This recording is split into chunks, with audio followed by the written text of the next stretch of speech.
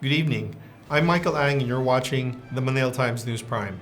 Let's go straight into today's biggest stories. Despite gaining a legal victory at the Supreme Court, Vice President Sara Duterte's defense team is not resting at the moment as several other cases are filed against her. In an interview with the Manila Times newsroom, Vice President Sara Duterte's legal defense spokesperson Michael Poa said they are prepared to answer a possible motion for reconsideration from the House of Representatives. Poa adds they are also preparing for a case filed with the Ombudsman in relation to the Vice President's confidential funds issue. Vice President has always maintained the position na gusto niyang sagutin yan and to face it head-on. Kami naman bilang abogado, kasi baka tanungin ng iba, bakit ganun? Sabi ni VP, she wants to face it. Tapos kayo nag-file kayo sa Supreme Court. Because that's the disposition of the client, which is the Vice President. But kami mga abogado, ang tungkulin namin is syempre to defend her as best we can.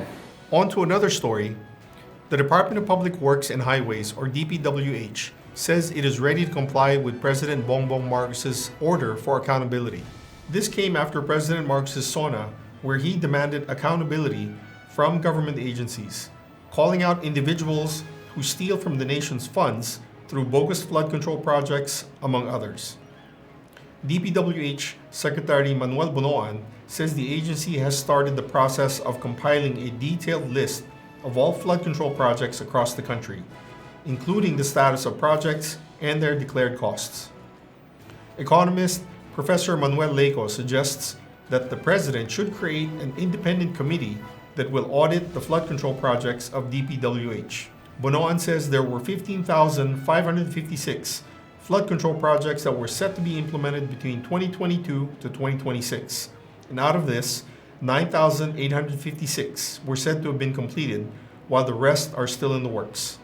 In other developments, National Police Commission, or NAPOLCOM, has announced that it will be filing administrative charges against rogue police officers linked to the disappearance of the missing Sabongeros. NAPOLCOM Vice Chairperson Attorney Rafael Calinisan revealed that two groups have already approached him in an effort to derail the investigation and shield certain individuals. However, the commissioner swiftly rejected their offers, emphasizing the commission's commitment to President Marcos's order on bringing justice to the families of the missing cockfighting enthusiasts, or Sabongeros. In other news, 23 Chinese warships were spotted in the West Philippine Sea. The Philippine Navy reported that the Chinese vessels were spotted from July 21 to July 27.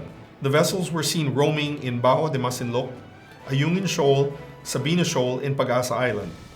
The Armed Forces of the Philippines vows to uphold the Department of National Defense's directive to resist Chinese advances on Philippine territory. From news overseas, Thailand and Cambodia are questioning if the ceasefire between the two countries are holding.